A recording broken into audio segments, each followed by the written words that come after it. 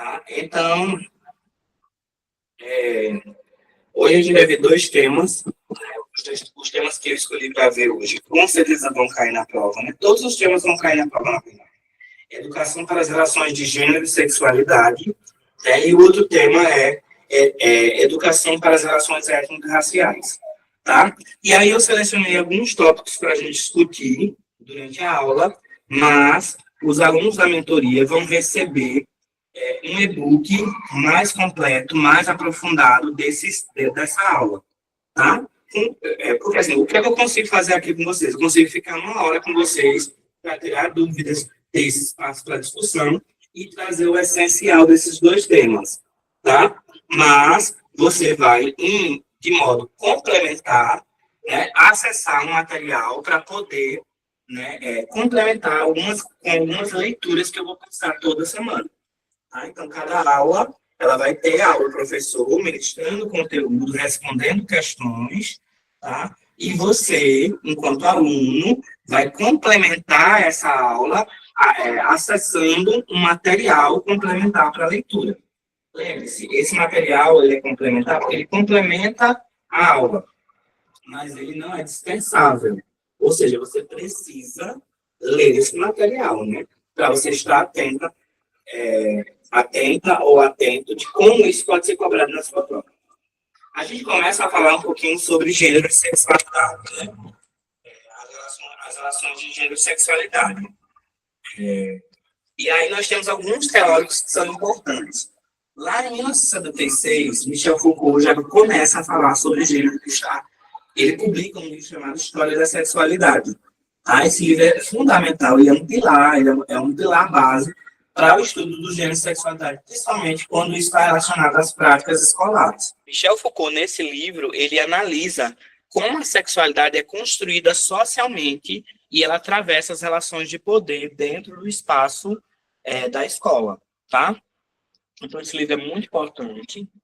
Não vai dar tempo de vocês lerem para esse concurso, mas aí eu já recomendo que vocês anotem isso. Vai estar no material complementar que vocês vão receber. Os alunos da mentoria vão receber esse material complementar.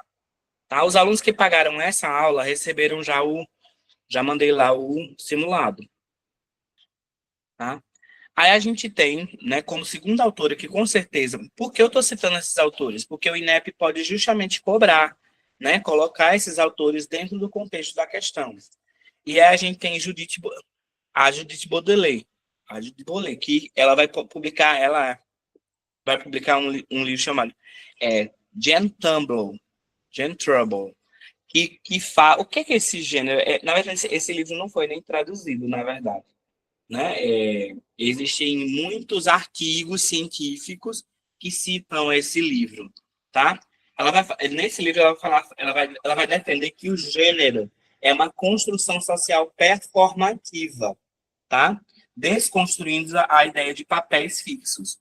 E a gente vai falar um pouquinho sobre papéis fixos, os papéis de gênero, identidade de gênero, e essa construção da identidade de gênero, orientação sexual, que são coisas diferentes, que as pessoas acabam, de uma maneira jocosa e preconceituosa, colocando isso. Isso perpassa gerações, né? Então, essa maneira, se a criança, por exemplo, se o adolescente vê o pai fazendo essa maneira jocosa, desses papéis de gênero que a gente vai falar daqui a pouco, essa criança também reproduz isso na escola, tá? E aí a gente tem a Guacira Lopes Louro, né, que vai falar um pouquinho sobre gênero. Ela vai publicar, na verdade, um livro chamado Gênero, Sexualidade e Educação. Pronto, aí isso aqui foi em quê? Olha o percurso, né? 1997, né? Ela vai publicar esse livro, tá? Só em 1997. Veja quanto tempo, de 1976, onde Foucault já fundamenta a história da sexualidade, né? E muito depois, só Guacira Lopes Louro vai publicar, com base nesses estudos do Michel Foucault, que Michel Foucault vai ser um dos principais, é a base teórica para falar sobre história da sexualidade, tá? Só em 1997, muitos anos depois, é que ela vai publicar esse material. Esse material, ele com certeza vai ser citado na prova quando falar sobre esse tema, tá? Por quê? Porque esse tema essa autora, a Guacira, ela é uma referência nacional, certo? Para abordar como para abordar na escola como esse espaço de reprodução, como pode acontecer esse espaço de reprodução e desconstrução dos estereótipos de gênero e sexualidade. Vamos lá. Aí a gente fala sobre. Veja só, uma coisa que a gente observa aí na tela. Veja o tempo que demorou, né, lá no Michel Foucault para só a Guacira Lopes Louro publicar. 1900, só a Guacira Lopes Louro publicar alguma coisa relacionada a gênero e sexualidade para poder fundamentar um trabalho pedagógico. Veja só como demorou, 1976 para 1997. Para você ver como o Brasil ainda é atrasado nessa questão do tratado, né? Então, só em 1997, a Guacira Lopes Louro vai publicar esse livro chamado Gênero, Sexualidade e Educação. E ela foi pioneira, porque em 1997 ela vai publicar esse livro, e esse livro ele vai servir de referência base, ou seja, é uma referência nacional que aborda a escola como espaço de reprodução e desconstrução de estereótipos. Porque tudo, vamos pensar assim, pessoal, tudo que a gente vive na nossa é construído a partir da escola. A gente só pode desconstruir racismo, homofobia, transfobia, preconceitos na escola, porque é onde a criança está em processo de aprendizagem e onde ela vai construir para ela e para as relações que ela possui para com o outro, o não preconceito, a não homofobia, o não racismo, certo? Então, é a escola que é fundamental. Mas veja como o Brasil demorou para poder ter uma referência. Não quer dizer que tinha políticas públicas, tinha uma referência. Tá? John Scott, né, vai publicar um livro, Gender and the Politics of Story, que esse livro ele vai introduzir o gênero como categoria analítica, histórica e social. Ou seja, ele vai compreender o papel das pessoas que desempenham funções de gênero, né, e sexualidade dentro da sociedade e integrar essas pessoas à sociedade. E aí, qual a importância, professor, desse tema? Eu ainda não entendi a importância desse tema dentro. Eu não entendi a importância desse tema, professor, dentro da PND. Por que tem isso? Porque é preciso que os professores, né, os professores do século XXI, os professores atuais, eles possam desconstruir preconceitos. Não quer dizer que ele vai orientar a criança, né? Ele não tem que orientar a criança sobre a sexualidade dela. Aí a família dela que procura profissionais específicos adequados, como psicólogo, psiquiatra, pedagogo, psicopedagogo, terapeuta ocupacional, né? Para que essa criança possa se reconhecer, mas que o professor também não seja esse elemento que reforça estereótipos e reforça preconceitos. Porque esse professor ele precisa aprender a lidar com esse tipo de conjectura social, que é nova, né? Para muitos professores é muito nova, dentro dos espaços escolares, porque ele vai ter alunos, né, que se constroem a partir dessa perspectiva. Então, qual é a grande importância que o INEP coloca isso na PND? Ele coloca isso porque ele acredita que é preciso, né, o combate, ele coloca isso porque isso é importante para o combate às discriminações de gênero, as próprias ações de machismo e as próprias ações de homofobia, né, dentro do espaço escolar. Ele coloca isso, eu peguei isso aqui, eu peguei lá na portaria do INEP, viu, gente? Lá no MEC, para trazer para vocês aqui. Ou seja, se está no MEC, vai ser cobrado na prova de vocês. Tá ok? Eu peguei lá no MEC. Outro ponto que o MEC coloca isso é porque a importância do contexto educacional desses temas visa promover a educação sexual crítica e cidadã, prevista nos parâmetros curriculares nacionais, nos próprios parâmetros, para combater, né, para promover a educação sexual, para que essa criança ela possa ser orientada em relação a sexo, a educação sexual. E educação sexual, né, isso é uma polêmica que abre espaços para várias discussões. Mas a educação sexual não é ensinar a criança a fazer sexo. Pelo contrário, a educação sexual é quando essa criança tem consciência, né, tem consciência sobre, né, o papel dela enquanto pré-adolescente, adolescente, que começa, né, a ter, né, depois da puberdade ali, a criança começa a ter os namoros, e aí as relações namorado, namorada, né, namorados, né, meninos gays, meninas lésbicas, e aí começa, mas só que elas não tiveram educação em casa. E aí elas acabam, de certo modo, o índice de gravidez na adolescência, ele é alto, porque a maioria das meninas que ficam grávidas na adolescência, todas elas relatam, gente, isso não é o achismo, isso é Ministério da Educação, isso é política pública, isso é um dado. Eu não estou trazendo para vocês aqui o que eu acho, o que o professor Adriele acha. Isso é uma orientação dos próprios estados e municípios que publicam isso, tá? Então, não é achismo, não é ideologia, não é nada do tipo, viu? Prestem bem atenção como a aula está sendo construída para que vocês também entendam isso, e aí a partir e o professor ele precisa ter, né, saber separar. A minha religião é uma coisa, a minha profissão é outra coisa, certo?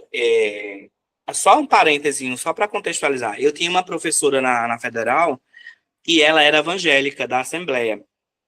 Muito chique, muito politizada, muito ética, a professora Cláudia Roberto. Inclusive, hoje ela está em Recife, ela é professora da UFPE, hoje do doutorado, né? Viaja para a Alemanha direto, enfim, uma poderosa aí, poderosa não, assim, um dos grandes nomes da linguística no Brasil. E eu lembro muito bem que ela era evangélica, usava saia e tudo mais, usava vestido e saia, não podia usar calça, né, jeans. Só que eu ficava assim, abismado como ela não misturava a religião dela em sala. Porque eu vim do ensino médio, né? E no ensino médio escola pública, eu tinha acesso a professores que, de muitas maneiras, acabavam fazendo as escolas, os espaços de escola, como lugares para, né, propagar a sua religião. E não está correto, né? Porque o Estado é laico. Eu sou muito católico, por exemplo. Inclusive, eu comecei a Quaresma São Miguel, só para contextualizar, tá, gente? São Miguel agora e tal, e sou muito católico. Mas, assim, em nenhum momento eu deixo que a minha religião traga elementos para dentro da minha sala de aula. Porque não é justo, né, que eu me coloque aí enquanto, porque a Adriele religioso faz parte da minha vida pessoal. E a minha vida profissional precisa integrar, entender e abraçar todas as outras religiões que os meus alunos trazem para dentro da sala de aula, tá? Enfim, é só um abre aspas para a gente poder contextualizar isso aqui. Então, é isso que o INEP quer que os professores lá, quando forem fazer a prova no dia 26 da PND, possam entender, certo? Aí o MEC, qual a importância desse tema para as próprias políticas da Base Nacional Curricular Comum, dos parâmetros curriculares nacionais, dos documentos orientadores, eles postulam que a importância do contexto educacional dessa temática combate discriminações de gênero, machismo e homofobia na escola. Elas promovem a educação crítica e cidadã dos alunos, previsto nos parâmetros curriculares nacionais, e ela também fortalece o papel da escola como espaço de formação integral, acolhendo a diversidade, certo? Não é à toa que a própria palavra inclusão, equidade e diversidade são palavrinhas chaves, né, que têm caído muito em concurso. inclusive, o que eu tenho analisado, que as respostas certas, elas sempre vão ter uma palavrinha como essa. Os itens corretos, quando você vai analisar A, B, C, D ou E, sempre a palavra certa vai ter inclusão, equidade e diversidade. Por quê? Porque são as palavrinhas-chave para a nova prática pedagógica do aluno dentro da sala de aula. Eles precisam ter esse tipo de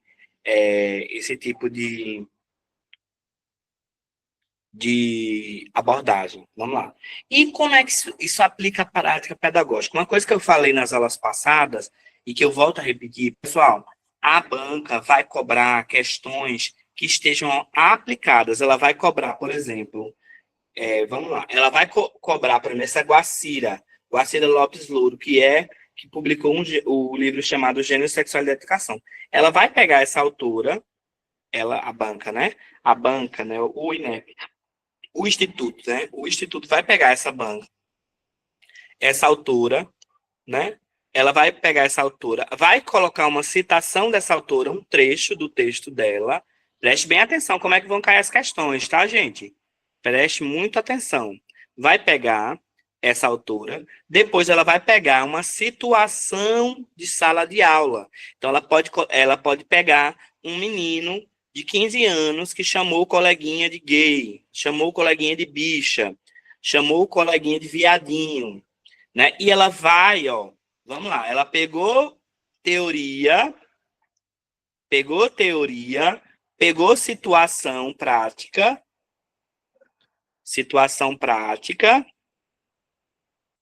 e essa situação prática vai estar num contexto de sala de aula. Então, por exemplo, Késia pegou, estava dando aula de leitura, e aí acabou percebendo que um coleguinha chamou o outro de bicha, né? Então fez um desenho de algum órgão genital e colou nas costas do colega. E aí ela quer saber como é que Késia e como é que Luciana e como é que Ana vão agir, né, durante essa situação. Ela pegou uma citação da autora, pegou uma situação prática, a questão vai ser construída a partir desse olhar, certo? É isso que a gente vai trabalhar durante toda a mentoria, até outubro. A gente tem aula toda semana, toda terça e toda quinta, toda terça e toda quinta. A gente não teve aula ontem por causa das chuvas. Estava muito forte, a internet estava caindo muito. Mas nossas aulas vão ser toda terça e toda quinta. Tá certo? E ela vai pegar essa relação teoria e prática, vai pegar essa autora, Guacira Lopes, né? E vai pegar essa situação e vai pedir para que Kézia, Luciana e Ana possam colocar ali dentro daquele contexto qual é a abordagem mais adequada para que essa professora possa intervir na situação, porque a professora não pode ficar omissa, né? A professora não é neutra, o ensino não é neutro, né?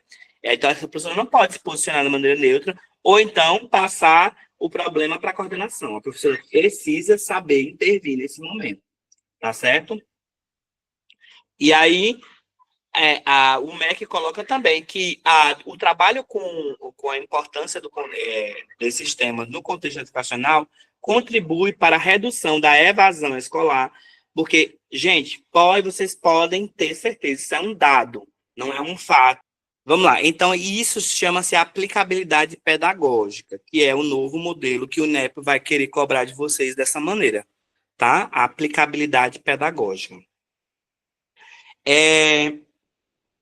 Vamos lá. Como é que isso vai ser aplicado pedagogicamente nas questões lá na prova PND? Como é que a professora pode propor? Lembrando, esse tema também pode ser o tema da prova discursiva, que a gente falou na aula passada, tá? Então, esse tema, ele vai ser da prova de formação geral básica e ele pode ser o tema da prova discursiva. Então, é preciso que vocês estejam atentos a essas duas possibilidades, tá certo? São duas possibilidades que nós temos aqui. Nós temos, eu não sei se para quem está chegando agora, talvez não tenha noção disso, né?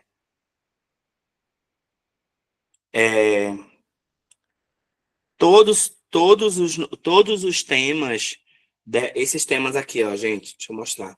Todos esses temas, esses 24 temas, isso eu já falei em aula passada. Todos esses 24 temas, eles são temas que vão ser obrigatoriamente, deixa eu mostrar aqui, deixa eu ver se eu tenho outra. Essas 30 questões vão ser tiradas desse tema, e a questão discursiva,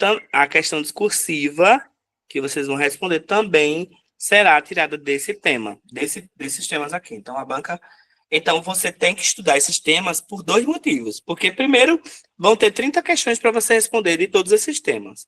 Segundo, porque o tema da questão discursiva, que você vai ter que escrever 30 linhas, vai ser tirado também desse tema. Deu para entender isso, gente? Eu acho que eu vi que muitas pessoas não entenderam isso ainda. Tem gente lá no grupo que não tá nem aí, não tá nem, não entendeu isso ainda.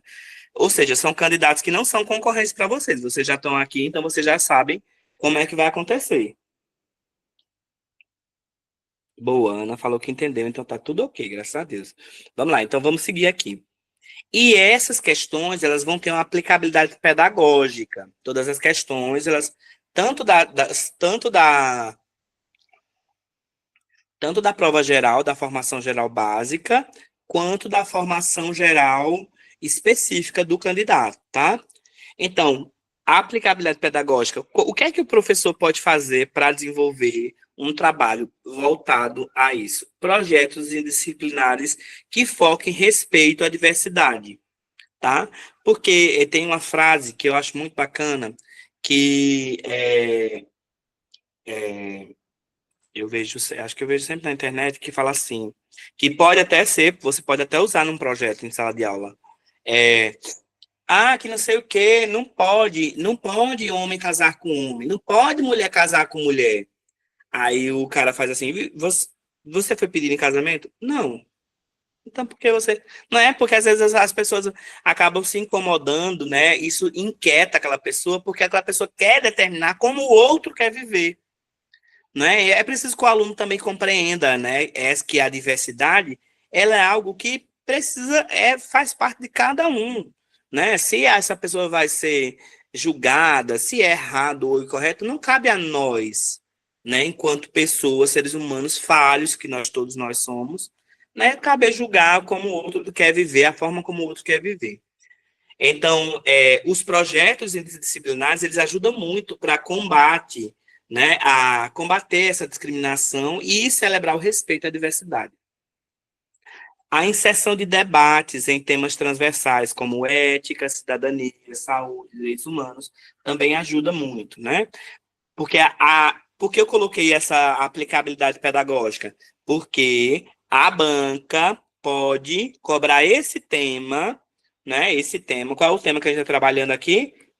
As relações, educação para as relações de gênero e sexualidade, que é um tema que está no edital, tá certo? Então, ó, deixa eu grifar aqui para a gente. Hoje nós vamos trabalhar 2 temazinhos, tá? E responder 10 questõezinhas bem rapidinho. Já passei essas questões aí para vocês no grupo, os alunos da mentoria. Educação para as relações de gênero e sexualidade. Então, se a banca perguntar, que você escreva sobre como você, enquanto professor, pode trabalhar isso em sala de aula. Você pode escrever que podem ser desenvolvidos projetos indisciplinares sobre o respeito à diversidade. Você pode escrever que pode ter a inserção de debates com temas transversais, como ética, cidadania, saúde, direitos humanos. Você pode escrever que pode haver a criação de espaços de diálogo, grupos temáticos, rodas de conversas e projetos de vida dentro desse contexto, né? Você pode escrever também que pode existir a utilização de literatura. Existe em literatura uma literatura específica que fala sobre o amor entre 2 homens, até para abrir a cabeça do aluno, né?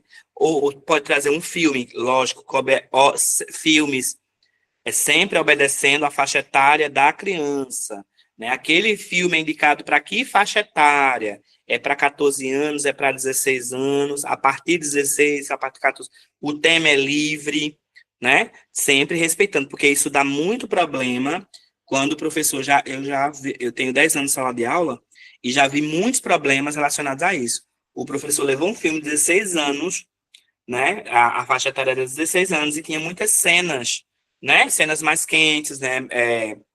Pessoas tirando a roupa, né? Inclusive, pessoas assim, mostrando parte do seio, meninas nuas, semi-nuas, né? E deu um problema seríssimo para ele, inclusive, viu?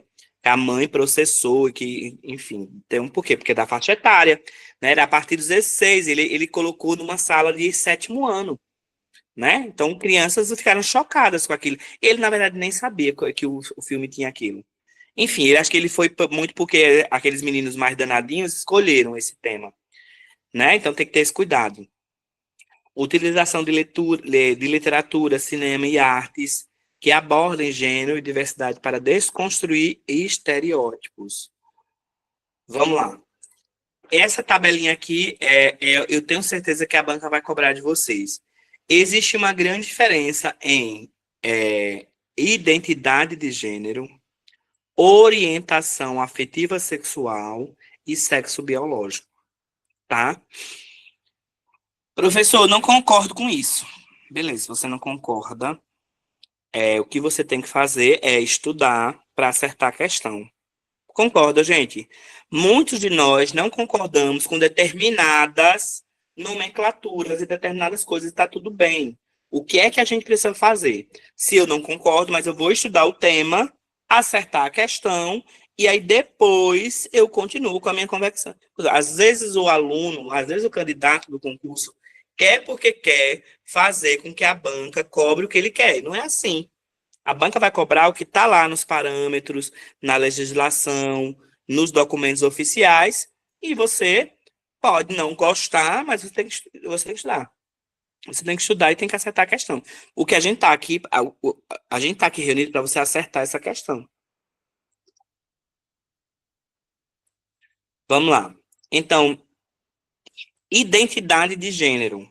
O que é identidade de gênero? É a maneira como você se enxerga, né? Então, a identidade de gênero está aqui, ó, né, na cabeça. Você pode perceber que os dois bonequinhos aí, a identidade de gênero está na cabeça, né?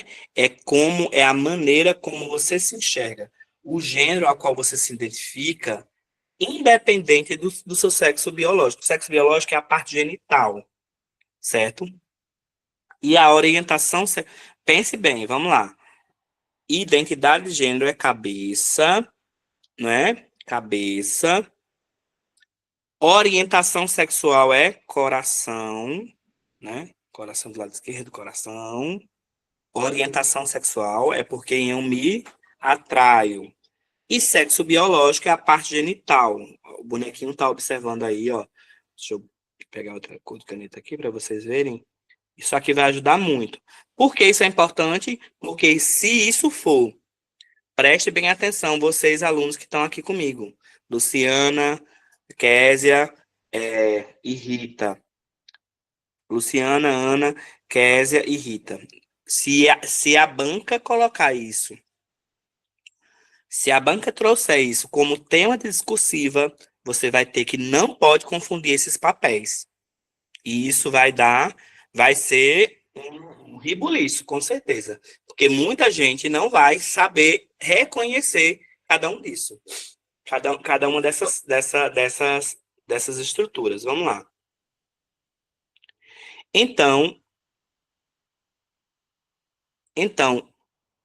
deixa eu botar aqui amarelo que é melhor.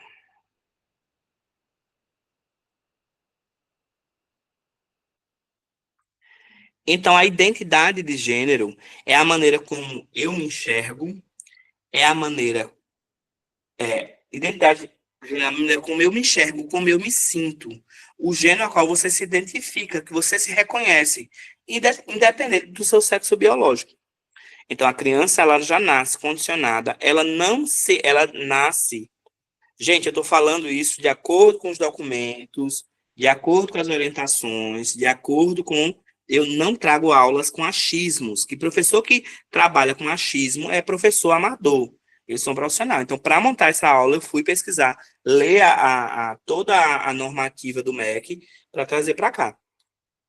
Então, a criança, ela nasce, né, em seu contexto, ela já não consegue se identificar com o próprio gênero, certo? Então, ela não consegue se perceber como, por exemplo, se ela nasceu no sexo masculino, né? Mas ela não consegue, né, ao longo da trajetória da educação dela, né, pequena e, né, a criança pequena indo para a escola e tudo, ela não se reconhece, ela não se percebe com o gênero correspondente ao qual ela nasceu, certo?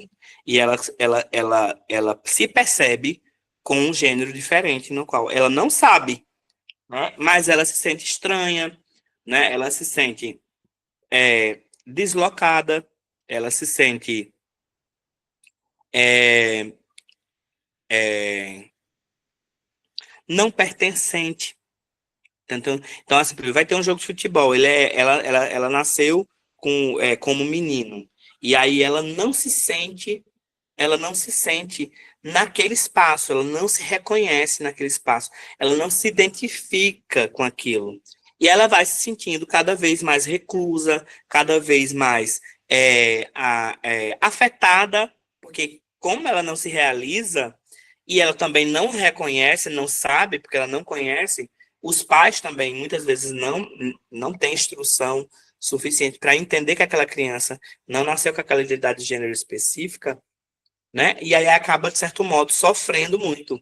Até que ela chega a uma fase mais adulta, dependendo da instrução sociedade, a, a relação socioeconômica que aquela criança tem, onde com um psicólogo, psiquiatra vai perceber, olha, ela não nasceu com o gênero correspondente ao sexo biológico. Então, identidade de gênero é a maneira como você se enxerga, o gênero com o qual você se identifica, né? Independente do sexo biológico, né? Do sexo biológico, né? Da genitália, vamos falar assim mais claramente possível, pra vocês entenderem. Então, identidade de gênero é como eu me reconheço, né? Então, tá aqui, tá na cabeça. Orientação sexual, orientação afetiva sexual, que antes era esqueci até. Antes as pessoas chamavam, né, erroneamente, bem lá atrás, de opção sexual, mas ninguém opta por ser gay, ninguém opta por ser hétero, ninguém opta por ser bissexual, enfim, ninguém opta, não existe essa opção. Optar é escolher. Escolher é eu chegar no supermercado e eu levar um chocolate branco ou um chocolate preto. E eu levar eu não gosto de leite, eu vou levar aqui um leite de soja, né? Eu não gosto de comer isso, escolha isso. E em nenhum momento as pessoas foram condicionadas a escolher a sua orientação afetiva sexual. Aí antes, muito antes, se chama, muito antes se usava essa nomenclatura errada de opção sexual. Inclusive, muitas pessoas ainda reproduzem isso de maneira errada. Não é opção. Ninguém opta. Antes também as pessoas usavam o termo homossexualismo e esse ismo, né? Ismo, essa palavrinha ismo, isso pode ser cobrado também na prova de vocês. Então já deixo aqui essa orientação. Hoje o Estado de Pernambuco, como eu dou aula no Estado, eles dão uma formação para professores sobre gênero e sexualidade, que inclusive foi muito bacana. Eu tive a oportunidade de fazer essa formação. Foram 2 dias, foi em Garanhuns. A gente viajou, eles escolheram um professor, dois professores de cada escola, e esses professores foram para essa formação e tiveram essas orientações que eu estou dando aqui, tá, gente? Então, Ismo, ismo é uma terminologia que está relacionada à doença, tá? Vocês estão me vendo direitinho? Estão ouvindo direitinho?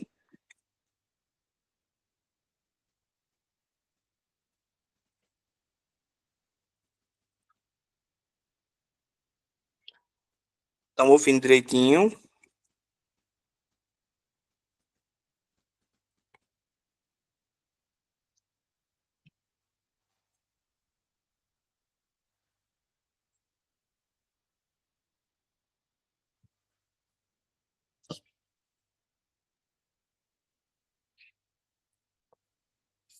Tá ouvindo, gente? Me dá um ok aí. Então, a terminologia ismo, né? Antes era usado homossexualismo. Por que não pode usar essa terminologia? O termo ismo é utilizado para caracterizar doenças. Mas a Organização Mundial de Saúde retirou esse termo, né, do rol de distúrbios mentais, porque lá em 1990, era usado essa terminologia, homossexualismo. Só que a própria a OMS, a Organização Mundial de Saúde, retirou esse termo do rol, porque antes gostar de uma pessoa do mesmo sexo era um distúrbio mental, lá em 1990. E hoje, a própria Organização Mundial de Saúde não considera que gostar de uma pessoa do mesmo sexo seja um distúrbio mental, não é uma doença. Ele não considera mais esse aspecto da diversidade humana como uma anomalia. Por isso que eles passaram a usar o termo homossexualidade. Inclusive, isso é um ótimo tema para uma discursiva, né? E aí o homossexualismo é um termo pejorativo, inadequado, pois esse ismo dá ideia de patologia, né? Então, por exemplo, reumatismo, né? Termina com ismo. Estigmatismo, alcoolismo, né? Tudo isso termina com ismo. E aí, esse termo ismo não é utilizado mais dentro dessa. Isso é uma excelente. Olha, se eu fosse o INEP, eu ia usar um negócio assim para poder pegar os candidatos de cheio, assim, contextualizar, colocar ali, né? Porque muitas pessoas não sabem disso, né? Vamos lá. E aí a gente fala sobre identidade de gênero. A gente já falou que identidade de gênero é como se reconhece, né? Como como eu me enxergo. E tá aqui, ó, tá na cabeça, tá? Orientação sexual, né? É, orientação sexual. E aí, hoje se chama-se orientação afetiva sexual. Por quê? É como eu me relaciono com o outro. Ó, tá vendo que o coraçãozinho aqui, ó, na orientação afetiva sexual, tá aqui, ó, coração ligado com coração. É como eu me relaciono. Então, Luciana gosta de homens, né? Luciana gosta de homens. Isso aí está direcionado para como eu me atraio, né, afetivamente por outra pessoa. Então, a orientação afetiva sexual indica indica para que você sente atração, né, e para onde a sua sexualidade está orientada. A minha orientação sexual, então, está orientada para outra pessoa, certo? Por isso que não tem nada a ver, por exemplo, uma pessoa, ela é transexual, mas por quem ela gosta é outra coisa, né? Por quem ela, eu vejo muitos vídeos, né, com piada na internet, assim, falando, né? Ela é uma mulher, ela se reconhece como mulher, mas ela gosta de homem, né? Mas como ela se reconhece é uma coisa, como ela se relaciona afetivamente é uma coisa, né? E como ela e o sexo biológico dela é outra coisa. Confuso, né? Mas dá para a gente poder pegar esse esqueminha para a gente poder fazer a prova e acertar as questões. Se a gente concorda ou não, ó, nada a ver. Esse não é o espaço de discussão sobre concordar ou não concordar. O que eu quero é vocês acertando as questões, tá bom? Então, orientação sexual indica a minha atração, né? E para onde a minha sexualidade está orientada. A minha atração, né? Tanto sexual quanto afetiva, tá certo? E o sexo biológico é o sexo que você nasce, né? O sexo feminino, masculino e o intersexual. Talvez vocês, não sei se vocês já ouviram falar essa palavrinha, intersexual é aquela pessoa que nasce com uma anomalia, né? Chamava-se antigamente, muito lá atrás, né? Hermafrodita, né? Mas é uma condição genética, né? Que às vezes, inclusive, existe a cirurgia para escolher apenas um sexo, né? Enfim, esse intersexual e o masculino e o feminino. É o sexo biológico. Então, identidade de gênero é como a pessoa se reconhece. Orientação sexual é por quem ela se sente atraída, certo? Isso é importante. Isso vai basicamente nortear o trabalho de vocês. Por isso que eu trouxe esses esquemas. Eu espero que vocês estejam aprendendo. Então, a identidade de gênero é como a pessoa se reconhece. Então, mulher ou homem, ou nenhum deles. Para algumas pessoas, essa identidade corresponde ao sexo biológico. Então, a pessoa nasceu mulher e ela se reconhece como mulher, certo? Então, vamos lá, ó, preste atenção. Ela nasceu mulher, né? E ela se reconhece como mulher. Ela tem, né? Então, a identidade de gênero, ó, uma mulher que nasceu mulher, né? E se reconhece mulher. Então, a identidade de gênero corresponde ao sexo biológico. Existe uma correspondência entre a identidade de gênero e o sexo biológico. Quando existe essa correlação de identidade de gênero e sexo biológico, isso chama-se mulher cis. Mulher cisgênero, homem cisgênero, tá? Por quê? Porque ele é cisgênero porque ele se reconhece com o sexo biológico que nasceu, certo? A cabeça dele se reconhece com o sexo biológico que nasceu. Orientação afetiva sexual se refere à sexualidade. Vamos lá, eu botei aqui esse gênero. Professor, e quando. Eu não falei. E quando a pessoa não se reconhece com o sexo que nasceu? Como se eu citou, essa menina. Foi um menino ou uma menina? Uma menina que eu citei, né, lá no início, né? Que não se reconhece como menina. Ela é uma menina trans, uma menina transgênero, tá? Ela não liga ao que ela nasceu aqui com a genitália dela, com o sexo biológico que ela nasceu. Então, ela não se reconhece nessa relação, ela não se reconhece, certo? Então, a identidade de gênero dela não corresponde ao sexo biológico que ela nasceu. Então, ela é uma mulher trans, certo? É uma mulher transgênero. Se eu me reconheço, se existe a correlação da identidade de gênero com o sexo biológico, existe correlação, tá ligado? Essa é uma pessoa cis. Se não existe a relação da identidade de gênero com o sexo biológico, essa pessoa não tem essa relação, né, correspondente, ela é uma mulher, é uma pessoa trans, certo? Vamos lá. Beleza, isso até agora eu já entendi, professor. É,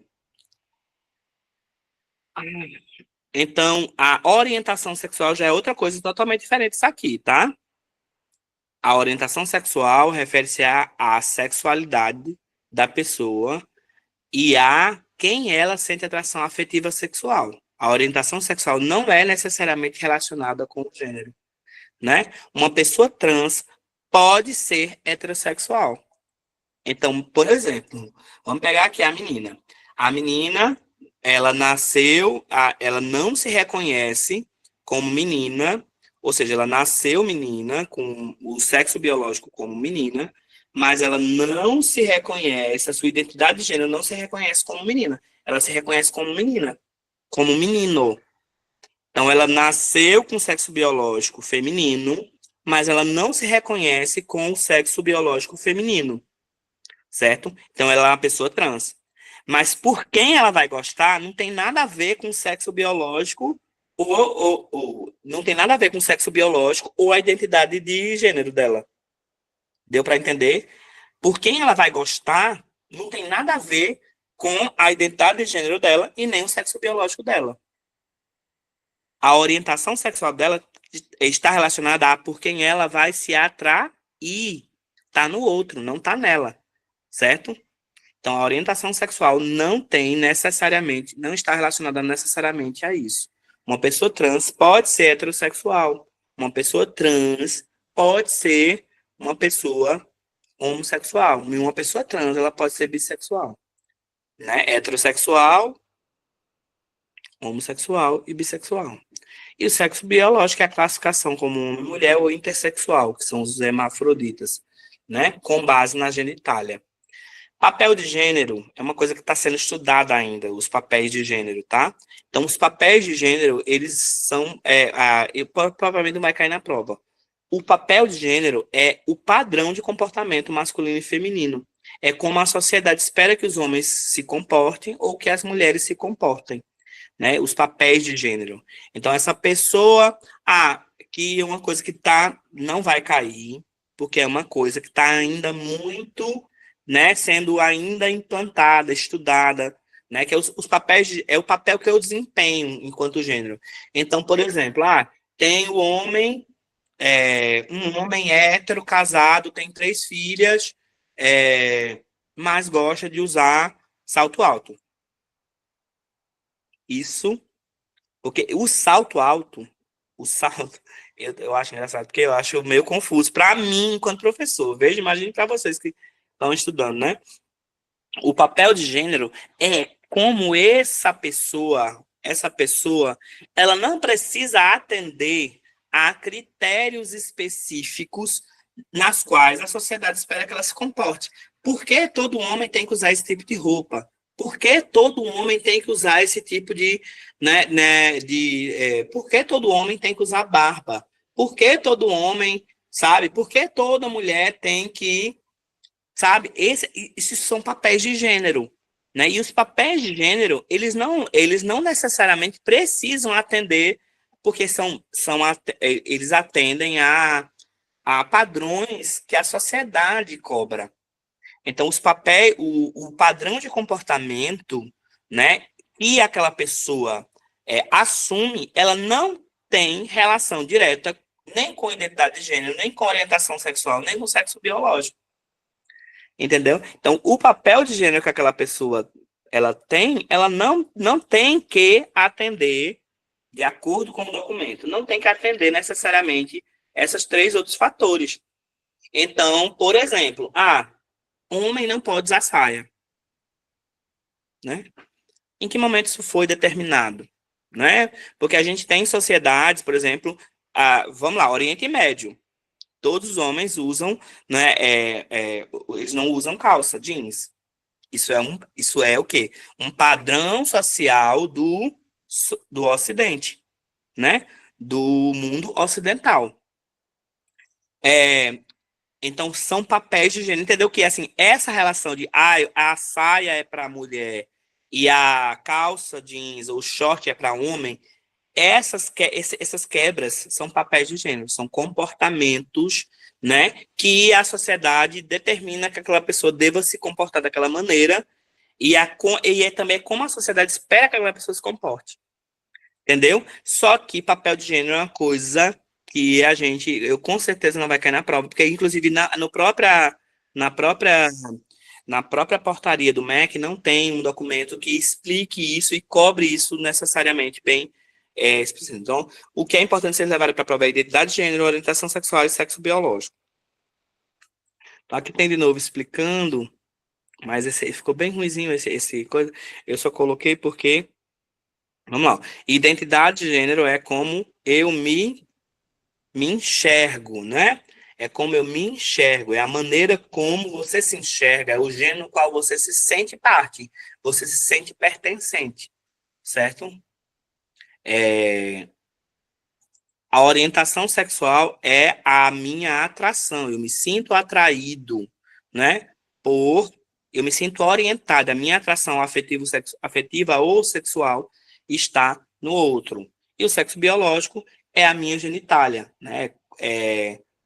Quando você vê o mundo, né, as características físicas, os cromossomos, é isso.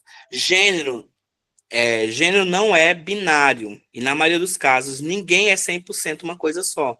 Somos um pouco disso e um pouco daquilo. O gráfico não é.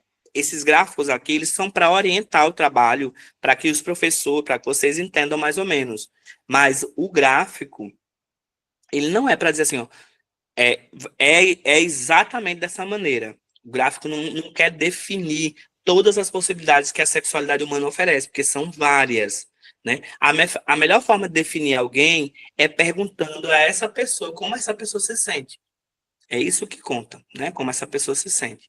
A sexualidade, sexo biológico, orientação sexual, gênero, identidade de gênero, expressão de gênero.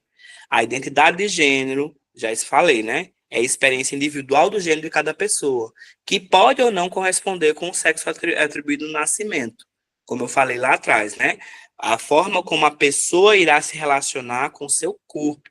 Nesse sentido, ele ou ela pode se sentir em um corpo estranho ou não. Muitas vezes as pessoas podem modificar a aparência ou a função corporal, seja por meio de meios cirúrgicos, médicos ou outros. Inclusive existe, né, a transição de gênero, né, que é a pessoa transita, né, do gênero na qual ela nasceu para um gênero que ela se sente mais confortável. A orientação sexual é a capacidade que cada pessoa se sente, a pessoa pode se sentir atraída afetivamente ou sexualmente por sujeitos de um gênero diferente. Isso aqui foi explicado, expressão de gênero. Aqui tem uma explicaçãozinha que também pode cair. Eu vou ler bem rapidinho aqui para a gente poder avançar, tá? Com o nosso tempo. Então, a expressão de gênero, né? Sobre a expressão de gênero, que a gente falou lá atrás, ó. A... Vamos lá. A identidade de gênero, orientação afetiva sexual e sexo biológico. A expressão de gênero é como eu vou me projetar para o mundo. Então, a pessoa pode ser assexuada quando aquele indivíduo ele não sente atração sexual, seja pelo sexo oposto ou pelo sexo igual, certo? Então, a pessoa assexuada, ela não sente atração, certo? Uma atração específica por um determinado gênero, certo? Então, a forma como a pessoa manifesta publicamente a sua identidade de gênero por meio de nome, vestimenta, corte de cabelo, comportamento, a voz, as características corporais e forma como ela interage com as demais pessoas. A expressão de gênero nem sempre vai corresponder ao sexo biológico que aquela pessoa, né, nasceu. Então, a pessoa sexuada ela é aquele indivíduo que se sente, que não se sente atração sexual, seja por um sexo específico, um sexo oposto, o sexo oposto do qual ela nasceu, ou seja pelo mesmo sexo, tá? A pessoa sexuada. A pessoa bissexual é a pessoa que se sente, que se relaciona afetivamente e sexualmente. Lembrando, o que é a relação afetiva? Afetiva, eu posso gostar daquela pessoa, eu posso me enxergar vivendo com aquela pessoa, eu posso me enxergar namorando com aquela pessoa. Sexualmente é a atração apenas física, não é? Como a pessoa então, o bissexual, ele se atrai por ambos os sexos. A pessoa cisgênero é aquele sujeito que se identifica, né, em todos os aspectos com o gênero atribuído ao nascer. Então, é uma mulher, né, ela se reconhece como mulher, tem padrões femininos, ela é casada, tem filhos, é uma mulher cisgênero. A drag queen é uma versão masculina da drag queen. Portanto, é a mulher que se veste com roupas masculinas para fins de trabalho artístico. Desculpa, a drag king. E a drag queen é o homem que se veste com roupas femininas de forma satírica e extravagante para o exercício de uma profissão em shows e outros eventos, tá? Aí, ó, gênero é um conceito para distinguir a dimensão biológica da dimensão social. Isso significa que o modo de ser e de se comportar em uma cultura não está estrito à anatomia dos corpos de homens e mulheres, mas na realidade social. O heterossexual é aquele sujeito que se sente atraído emocionalmente, sexualmente e fisicamente por pessoas do sexo ou do gênero oposto. Tá? O homem transexual é a pessoa que se identifica como sendo do gênero masculino, embora ele não tenha nascido, embora tenha nascido biologicamente designada pertencente ao sexo do gênero feminino ao nascer. Então, o homem transexual é aquela pessoa que nasceu com o sexo biológico feminino, mas não se reconhece com o sexo biológico feminino. Ele se reconhece com o sexo, né? Ele se reconhece como mulher ou como homem. Então, ele é um homem trans, porque ele nasceu com o sexo biológico feminino, mas ele não se reconhece como com a relação correspondente com o sexo biológico com o qual ele nasceu não é correspondente. Então, aqui ele pensa como homem, né? E ele tem a genitália, né? O sexo biológico feminino. Então, ele é um homem trans, certo? A mesma coisa é mulher trans.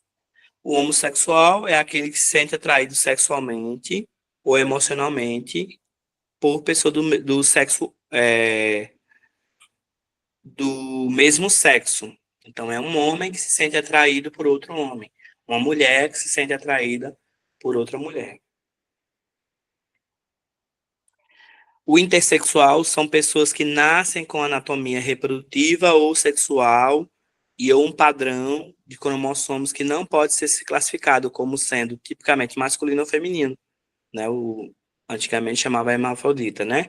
E a mulher transexual é a pessoa que se identifica como sendo do gênero feminino, embora tenha sido biologicamente designada como pertencente ao sexo do gênero masculino ao nascer, mulher trans, né? Mulher trans. A pansexualidade é um conceito que explica, né? A pansexualidade é um conceito que explica que algumas pessoas sentem desejo sexual, atração física e amor por outras pessoas, independente de gênero ou sexo biológico. O pansexual, ele gosta de pessoas, independente se é mulher ou se é homem. O travesti é a pessoa que nasce com o sexo masculino, né, ou feminino, mas tem a sua identidade de gênero oposta ao sexo biológico, assumindo papéis de gênero diferentes daquele imposto pela sociedade. E o transformista é um indivíduo que se veste com roupas de gênero oposto, movido por questões artísticas. Então, depois eu vou mandar esse material para vocês, tá? O que importa é que vocês entendam que a diferença entre identidade de gênero, orientação sexual, orientação afetiva sexual, a expressão de gênero e o sexo biológico, tá? Essa primeira tabelinha é que é a mais relevante aqui. Então, a identidade de gênero, a orientação afetiva sexual e o sexo biológico são coisas distintas, tá bom? Agora a gente vai para o tema 2 da nossa aula, né? Educação para as relações étnico-raciais. Vamos lá. Os principais teóricos que podem ser cobrados no dia da prova da PND são esses aqui, ó. A gente tem Kabele Munanga, em 2004, vai publicar um livro Superando o Racismo na Escola. Ele é, em 2004, a principal referência do MEC nos estudos das relações étnico-raciais da educação antirracista, tá? Nilma Lino Gomes vai ter um livro publicado em 2012 chamado Sem Perder a Raiz, que aborda a identidade negra e ela também vai fundamentar os pressupostos da produção dos currículos e as práticas pedagógicas inclusivas em relação às relações étnicas e raciais, tá? Pedronília Beatriz Gonçalves e Silva, ela foi a relatora, olha aí, em 2004, depois da Nilma, ela foi a relatora de um documento, né, que inclusive agora é lei, né, caiu em Igaraçu, caiu esse documento em Igaraçu, no concurso de Igaraçu, caiu esse documento no concurso do Estado da Paraíba, caiu esse documento no concurso de João Pessoa, enfim, os últimos 10 concursos de 2025, 2024/2025, todos cobraram essa diretriz aqui, que é um documento. A gente vai trabalhar esse documento bem direitinho, tá? Eu vou mandar como material complementar para os alunos. Das diretrizes curriculares nacionais para a educação das relações étnicas raciais. Ela foi a relatora, tá? Petronília. O Franz Fanon, ele publicou um livro em 1952, esse livro ele não é muito conhecido, mas ele tem um peso histórico, tá? Porque esse livro, ele tem esse livro chamado Pele Negra, Máscaras Brancas, né? Ele tem uma fundamentação filosófica e sociológica que fala que muito tentou-se disfarçar pessoas muito inteligentes, pessoas que eram muito inteligentes, negras, tentou-se disfarçar essas pessoas através uma palavrinha agora, me esqueci o nome. A branquitude, né? Essa tentativa de branquitude, de embranquecer, de colocar como pessoas, para trazer essas pessoas para dentro dos contextos sociais privilegiados, tentou-se embranquecer essas pessoas. Né? E aí nesse livro, ele denunciou o racismo como estrutura de opressão psicológica e social. E o Bell Hooks, né, em 2000, tem um livro chamado Ensinando a Transgredir, que defende pedagogias críticas e inclusivas que valorizem a diversidade racial e cultural. Qual a importância desses documentos, né? A lei de 2003, que está sendo cobrada em todos os concursos, também foi cobrada em Garaçu, nos últimos concursos que foram feitos aí, essa lei 10.639, ela cumpre, né, o que está também na lei 11.645, tornam obrigatória o ensino da história e da cultura afro-brasileira e indígena no currículo. E aí a implementação dessa lei, como tem força de lei, tem que ser cumprido. Lei não se discute, lei sim cumpre. Né? O propósito da lei é promover a valorização da identidade negra e indígena no Brasil, né, combatendo o racismo estrutural, inclusive os próprios projetos, inclusive semana retrasada teve a escolha do PNLD no estado, a gente participou, e era obrigatório que os professores, na escolha dos livros, escolhessem, né, eram 12 livros. Dos 12 livros, era obrigatório que 4 fossem sobre literatura africana, ou indígena, ou quilombola, certo? Incluindo a cultura do negro e do índio dentro dessa escola, para que os alunos pudessem ter acesso, tá? Promover e aí qual é o propósito? Promover a valorização da identidade negra, combatendo o racismo estrutural, formar cidadãos conscientes, críticos e comprometidos com a justiça social, garantir o direito à educação plural e democrática, reconhecendo a contribuição dos povos afro-indígenas na formação da própria sociedade. Qual a aplicabilidade pedagógica? Eu sempre vou trazer nas minhas aulas a aplicabilidade pedagógica. Por quê? Porque isso pode ser também tema da nossa discursiva. E se for tema da nossa discursiva, você vai ter que criar uma aplicabilidade desse tema para dentro da sua sala de aula. O que é que eu posso incluir para esse tema para trazer para a sala de aula? Inclusão de conteúdos afro-brasileiros e indígenas em todas as disciplinas, como literatura, história, artes e geografia. Já existem eventos, né, como a celebração do Dia da Consciência Negra, e desde o ano passado, 2024, esse dia 20 de novembro é feriado nacional. Né? É feriado nacional. Tornou-se feriado nacional, né? Celebração do Dia da Consciência Negra com atividades críticas e não folclorizadas, né? Professor, o que é não folclorizadas? Existia muito a tentativa dos projetos de folclorizar esse Dia da Consciência Negra. Então, existia muito, por exemplo, colocavam os meninos pretos da escola, né?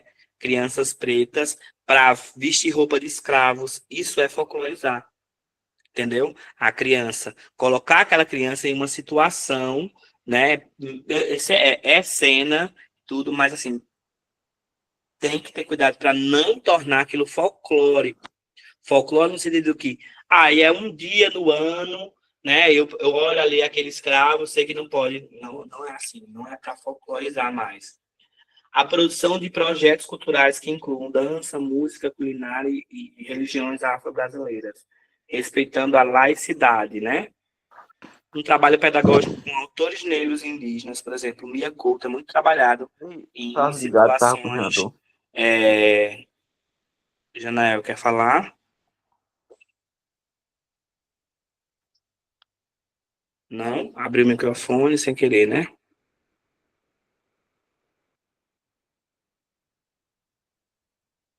É,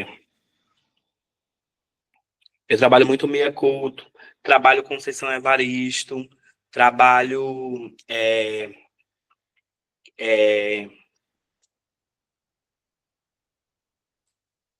acabei esquecendo o nome agora. Conceição Evaristo e Carolina Maria de Jesus, enfim, outros autores que eu gosto muito de trabalhar em sala para trazer esse contexto com os alunos. Foi. Pronto, vamos lá, pessoal. Vocês estão aí com a primeira questão, né? Educação para as relações de gênero e sexualidade. Questão INEP 2023. Foi cobrada numa prova do ENAD 2023. Eu tirei todas as questões de provas anteriores, tá? Durante uma roda de conversa no ensino fundamental, alguns estudantes utilizam expressões pejorativas contra um colega que se identifica como homossexual. A professora interrompe a situação e decide realizar uma sequência de aulas sobre respeito a diferenças. Preste bem atenção.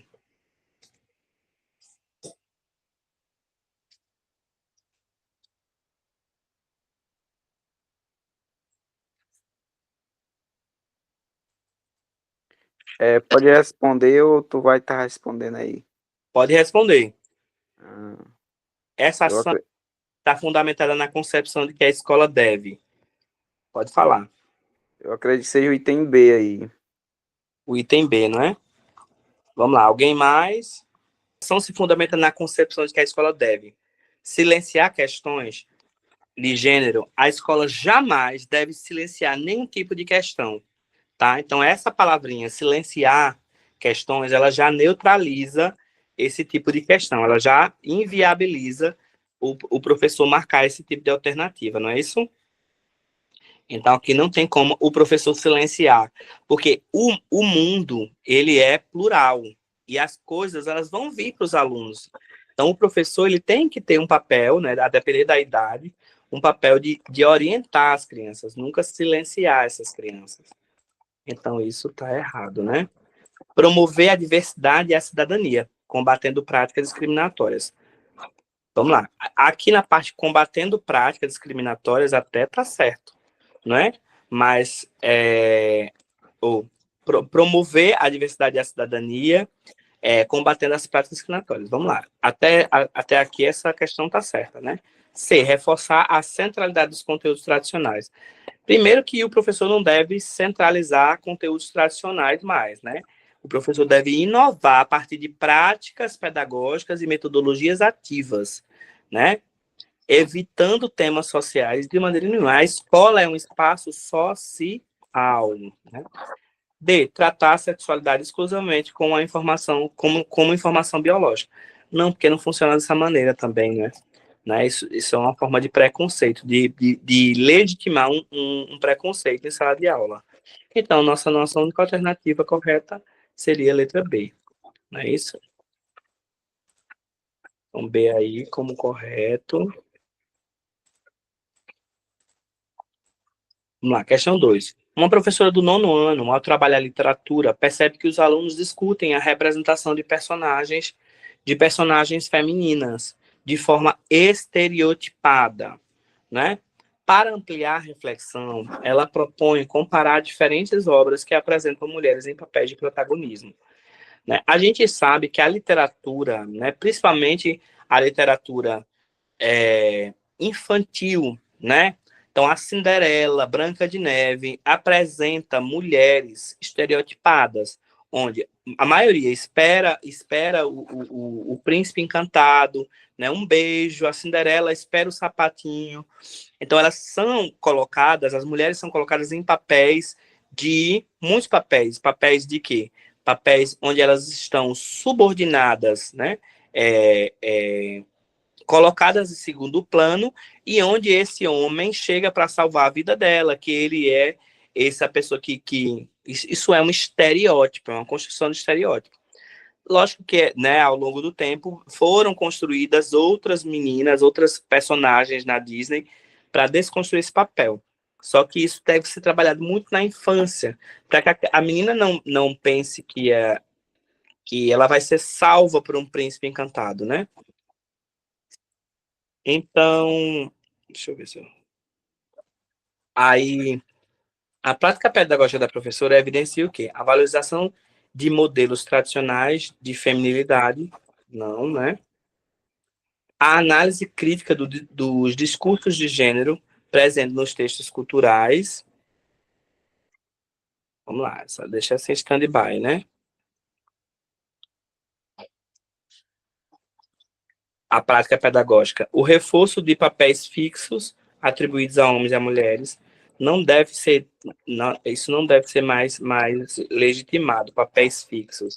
A neutralidade, evitando questionar. A professora, a escola não é neutra, né? A escola não é neutra. A análise crítica, a valorização dos modelos tradicionais. Modelos tradicionais é uma palavrinha que já neutraliza essa questão. Então, seria aqui letra B de novo, né? Análise crítica. Essa prática pedagógica da professora, né, protagoniza, evidencia a análise crítica dos discursos de gênero presentes nos textos culturais.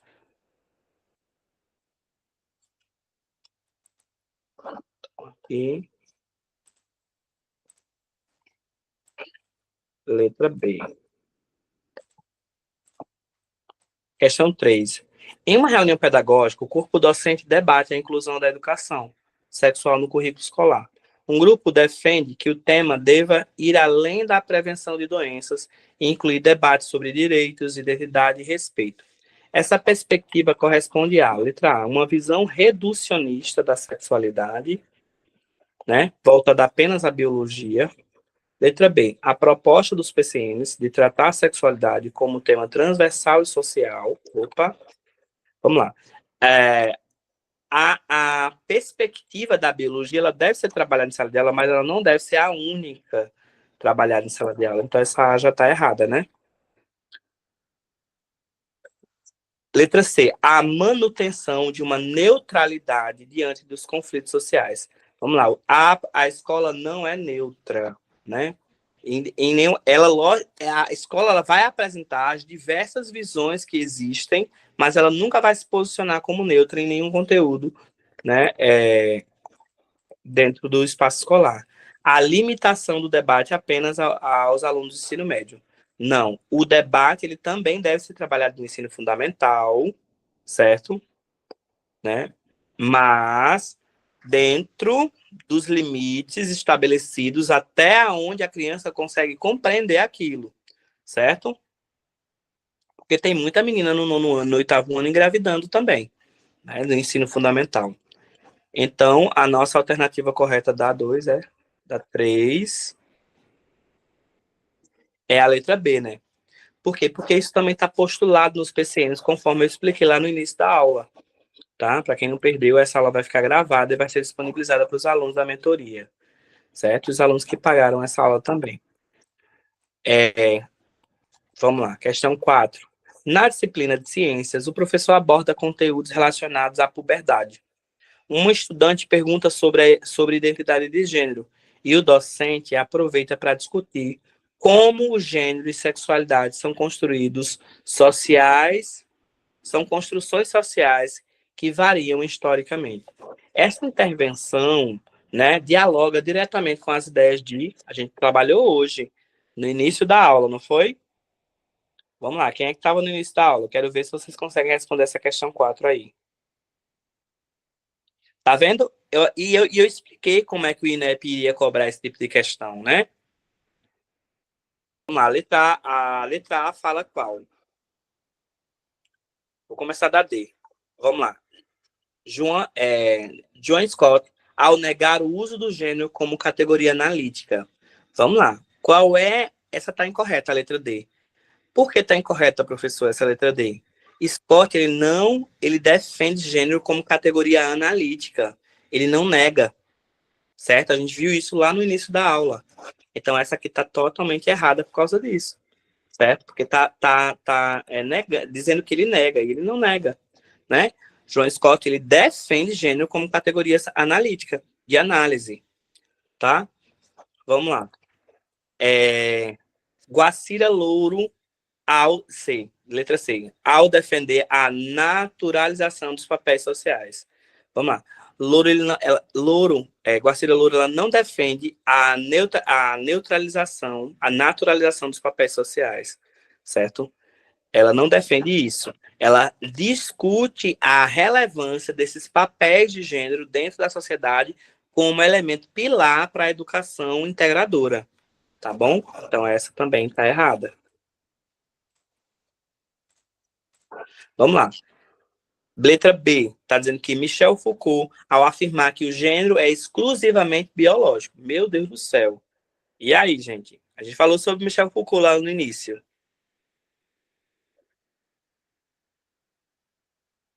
Michel Foucault não fala que o gênero é exclusivamente biológico. Essa palavra exclusivamente também já aponta um erro, né?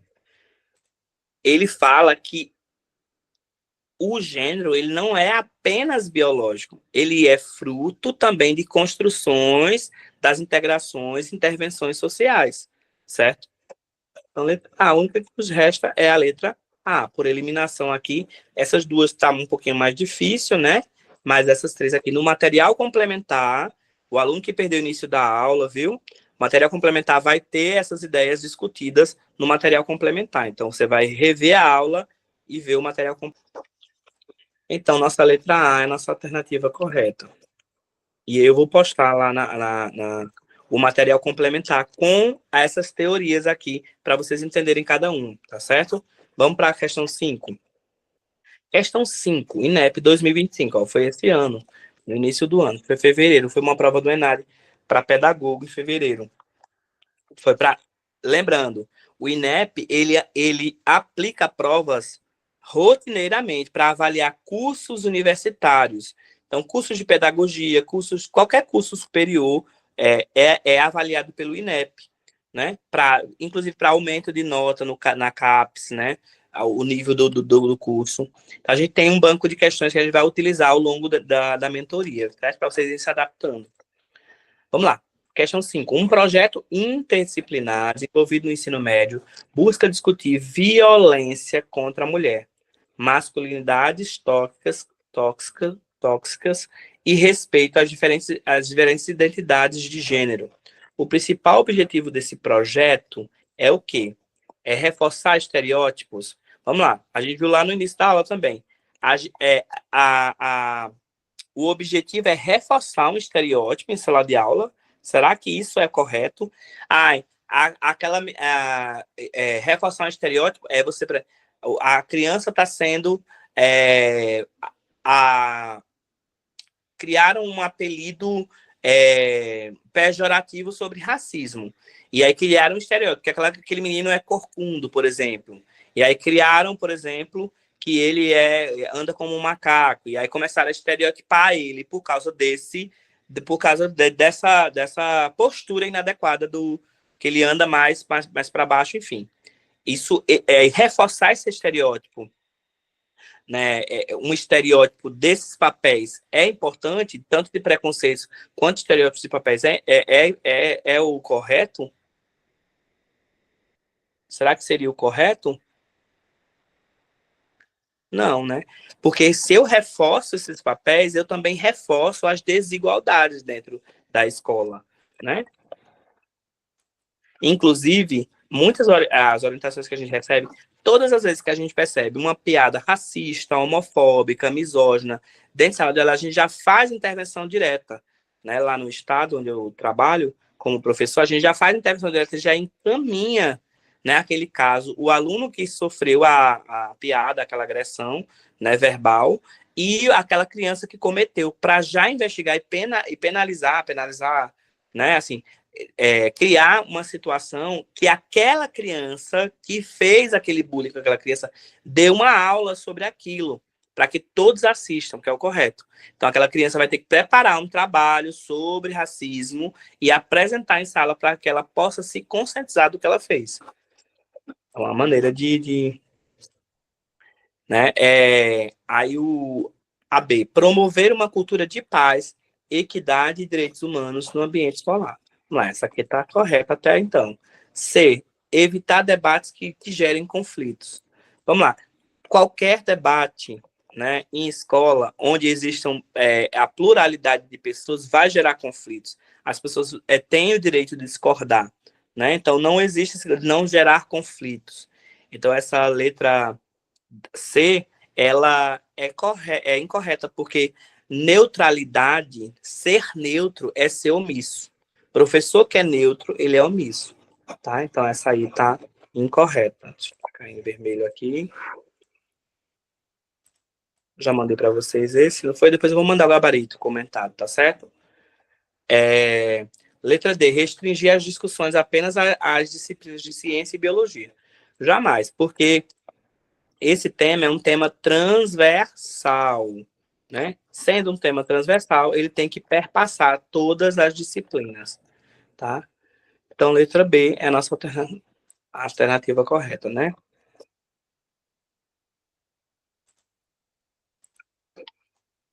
Vamos lá, essa parte 2 ali, vamos lá, a gente foi até a questão 5 aqui para o primeiro tema, que a gente viu logo na primeira aula, não foi?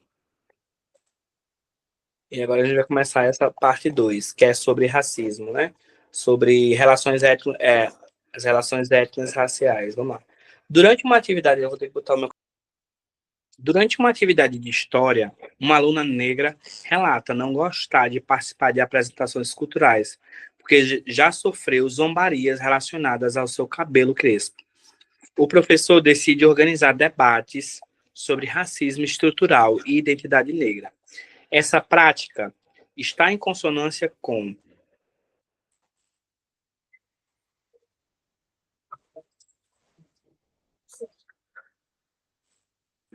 letra A, a perspectiva antirracista prevista na Lei 10.639/2003. B, a neutralidade pedagógica, evitando interferir em questões pessoais.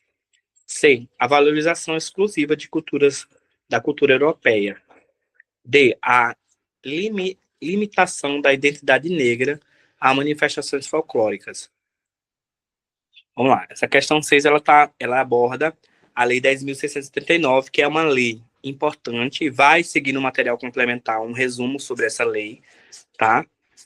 E aí nós temos a letra A como correta. A prática ela está alinhada à Lei 10.639, que fala sobre a implementação do ensino da história e cultura afro-brasileira para desmistificar, desconstruir, né, uma prática eurocêntrica, que é só trabalhar questões, né, de autores brancos, né, a visão europeia do mundo. A letra B está errada porque neutralidade perpetua racismo, né? O professor que é neutro, ele é o omisso, né? O professor que é neutro, ele é omisso. A valorização exclusiva. A palavra exclusiva também é uma palavrinha que traz a visão de errado, né? Primeiro que a gente quer desconstruir essa implementação do eurocentrismo no ensino, não é isso? Então, isso também está errado. A limitação da identidade negra e as manifestações folclóricas. É isso que tem gerado uma grande problemática, né? Essa letra C, essa letra D, ela legitima, reduz a identidade da pessoa, dos povos indígenas e povos negros como folclórica.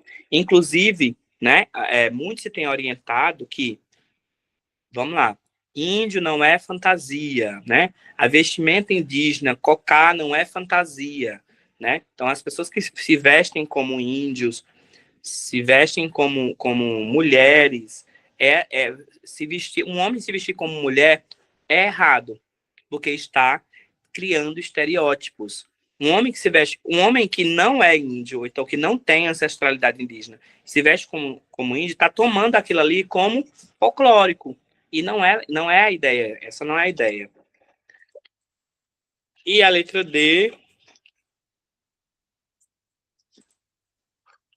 E a letra D, a limitação da identidade negra a manifestações folclóricas. Isso é justamente o que a gente precisa combater, desconstruir, não é isso?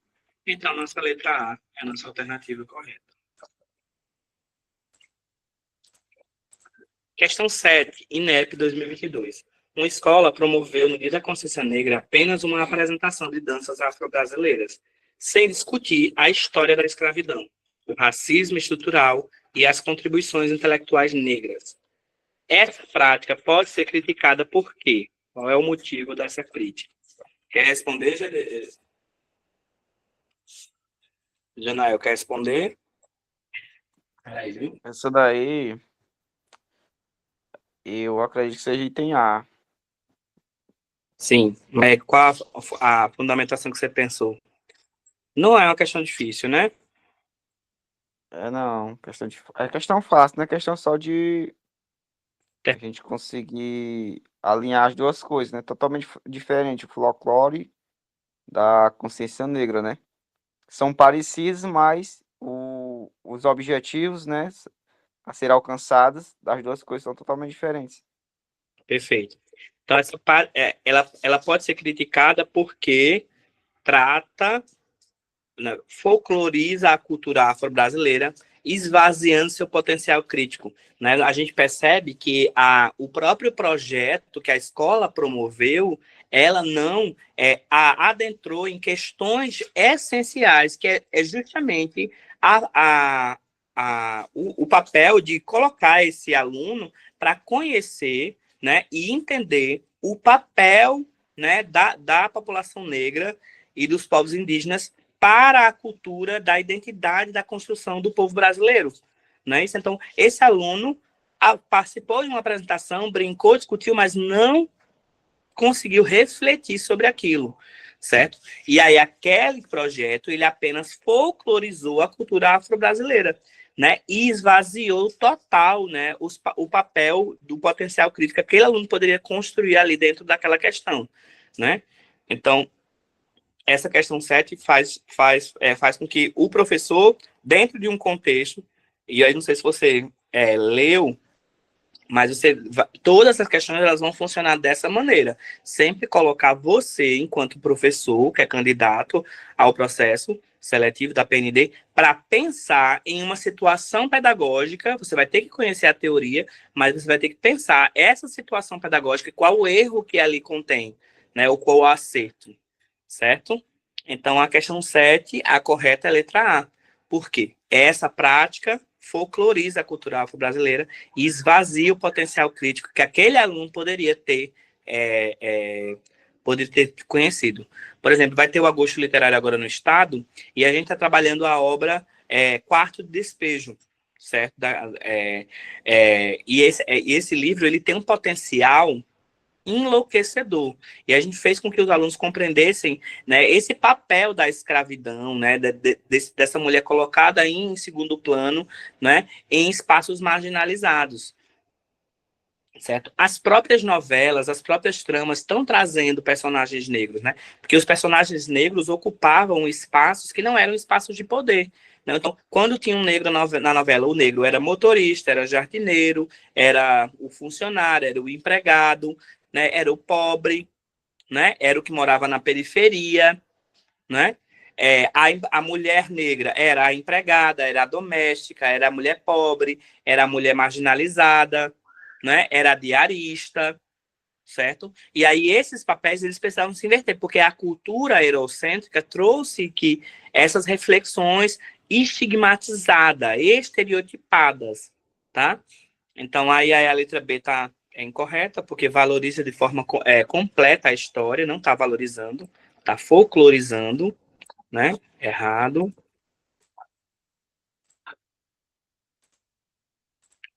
Atende integralmente às diretrizes, não está atendendo às diretrizes da lei, ele vai mandar essa lei esquematizada para vocês e supera o racismo estrutural ao tratar da cultura negra. Não está superando nada aqui, né? Porque o projeto se esvaziou disso, né? Com danças afro-brasileiras e não discutiu o papel, né, e a história dos seres humanos escravizados nesse contexto da construção do país. A 8. No ensino de geografia, um professor aborda migrações contemporâneas e destaca a contribuição dos povos africanos e indígenas para a formação cultural do Brasil. Essa prática pedagógica, ela reflete o quê? Ela está refletindo o quê? Quer responder? Eu acredito, eu não tô muito, eu não vi o conteúdo ainda, só tô com meus conhecimentos empíricos mesmo, sabe? Acredito que seja a B, não sei. Entre A e B.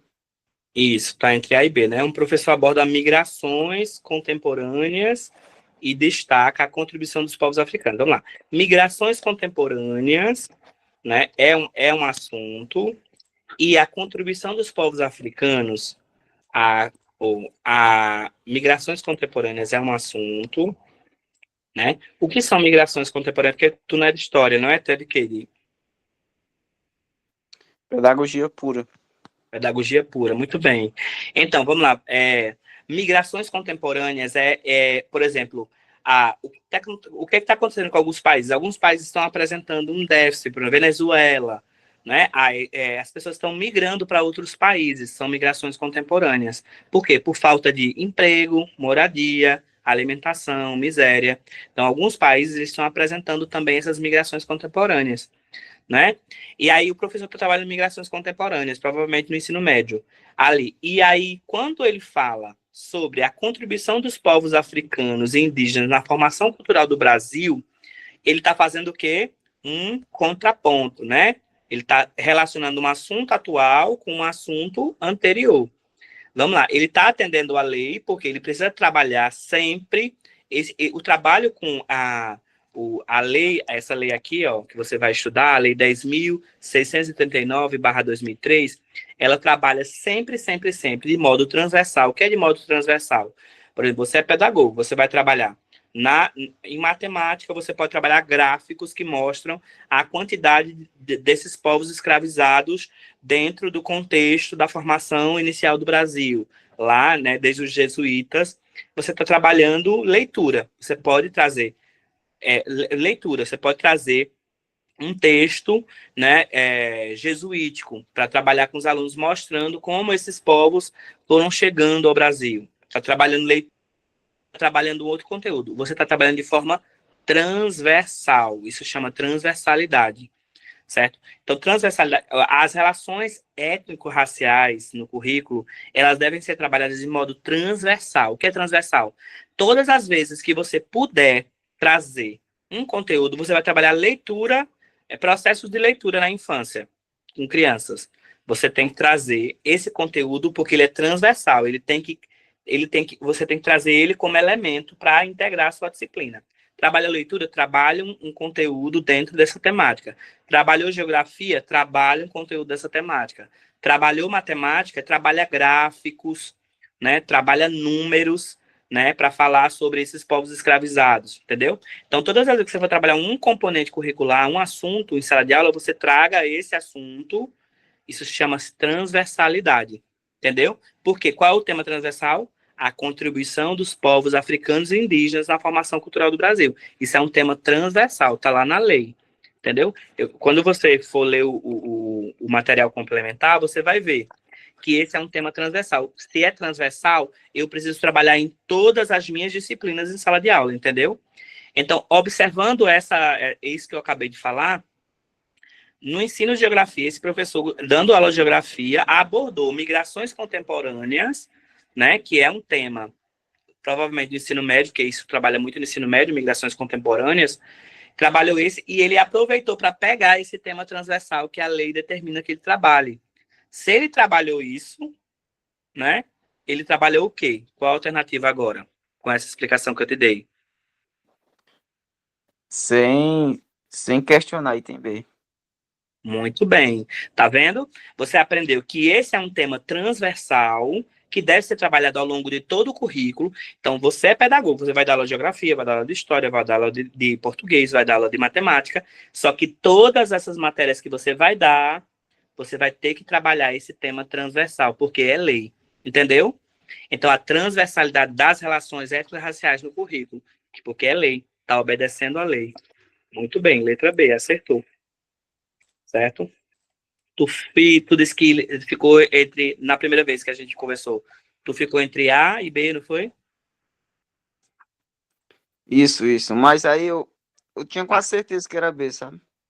isso. Aí na letra A tá errado por quê, né? Uma concepção curricular eurocêntrica. O que é uma Isso. concepção eurocêntrica? É as percepções que os livros didáticos, eu não sei que idade você tem, mas eu tenho 35 anos, na minha época só eram visões eurocêntricas, né? Então, quem descobriu o Brasil? Poxa, o Brasil não foi descoberto. Hoje nem trata-se o nome de, não se usa mais essa palavra descobrimento, porque as terras já tinham sido achadas, os índios já viviam ali, entendeu? Então, esse descobrimento do Brasil, essa palavra descobrimento do Brasil, que eram colocadas nos livros de história do passado, é uma visão eurocêntrica, porque eles acham que detinham o poder que descobriram o Brasil. Antes ele não era descoberto, as pessoas não viviam lá.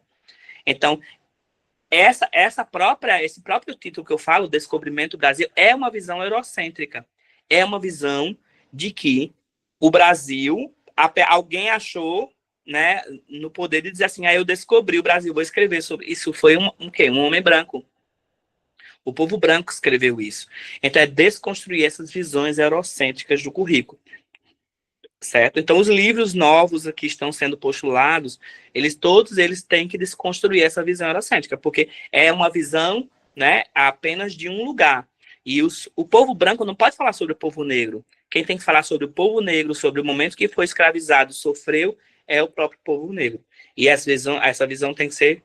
Então, essa concepção curricular eurocêntrica tem que ser desmistificada. Sempre que você vê lá na sua prova essa coisa de visão eurocêntrica, né, concepção eurocêntrico vem de Europa, tá? Então, a exclusão das epistemologias não europeias. Não, é importante que a gente tenha também essa percepção europeia, mas ela não deve ser a única considerada. Então, não é essa a limitação dos estudos afro-brasileiros no período colonial.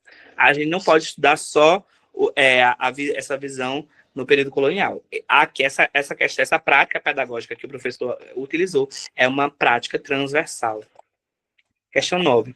Um estudante indígena no ensino fundamental relata sentir-se invisibilizada, porque sua história e cultura raramente aparecem nas aulas.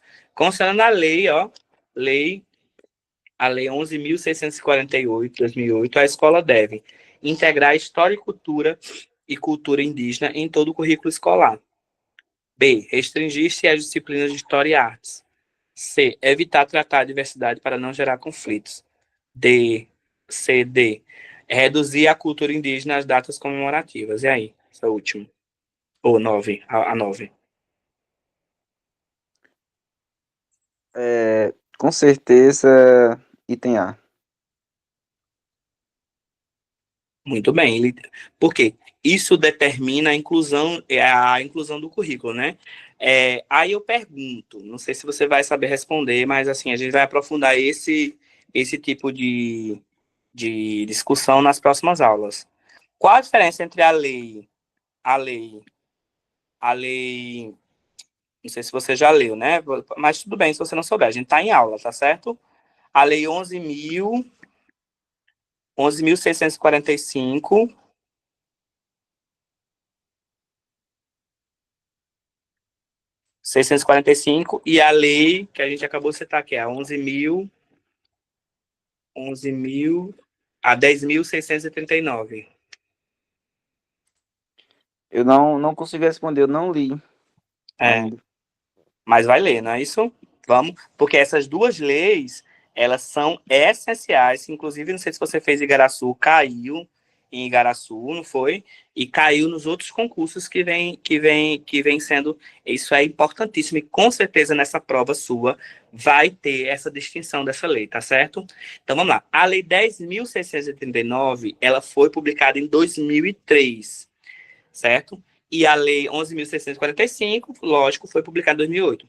São duas leis, elas se complementam, elas são cruciais para a educação brasileira. Por quê? Porque elas vão tornar o ensino né, elas vão tornar o ensino obrigatório da história e cultura afro-brasileira e indígena nas escolas. E elas vão combater especificamente o racismo, certo? O racismo que ainda permeia, né, na sociedade. Além disso, ela vai promover a diversidade cultural. Então, as duas leis têm essa mesma, elas são complementares porque elas têm esse mesmo objetivo, né? Combater o racismo e promover a valorização da diversidade cultural. Agora, a Lei 10.669, ela trata da história e cultura afro-brasileira, certo? E ela coloca que isso foi um marco na luta contra o racismo no ambiente escolar. E a Lei 11.645, ela vai ampliar, ela vai complementar, né, tornando obrigatório incluir a história e a cultura dos povos, tá? Então, vamos lá. A Lei 10.679 de 2003 trata da história e da cultura afro, certo? E a Lei 11.645 vai falar sobre a ampliação da obrigatoriedade como elemento transversal, que a gente acabou de responder uma questão sobre isso. Inclusive, essa questão é de 2009. Deixa eu entender aqui. 2000, Deixa eu entender aqui, mais ou menos. A lei de 2003 ficava facultativo esse tema, mais ou menos, né? Agora é obrigatório. Mais ou e menos isso. vamos lá. Em 2003, ela entrou em vigor, a Lei 10.639. Ela tornou obrigatório o ensino da história e cultura afro-brasileira no ensino fundamental e ensino médio, certo? E mais tarde, a Lei 11.645 instituiu a obrigatoriedade do ensino da história e a cultura indígena. Então, a 10.639 tornou obrigatório, mas ela não viabilizou isso, certo? Ela disse, olha, é obrigatório ensinar isso no ensino fundamental e médio, né? E aí, 5 anos mais tarde, com a 11.645, ela instituiu a obrigatoriedade do ensino da cultura indígena. Ela ampliou para o indígena também, certo? Então, a 10.639 fala sobre história e cultura africana e afro-brasileira, certo? E a Lei 11.645 fala sobre a obrigatória do ensino da história e cultura indígena. Deu para entender? Certo. Agora sim, viu? Pronto, perfeito. A gente respondeu essa 9? Já respondeu, né?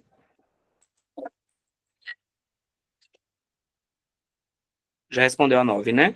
Já? Um estudante indígena se sentiu. Já. Vamos para a última. Tem A. Vamos lá. Aqui é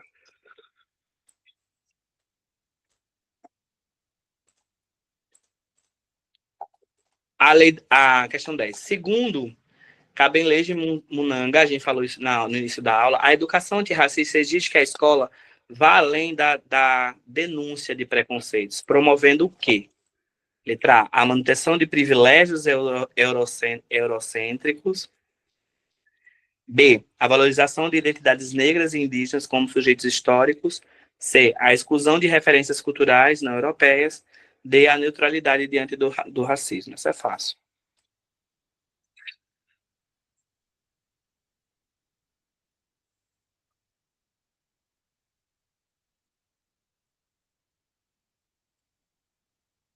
Isso aí é item B também.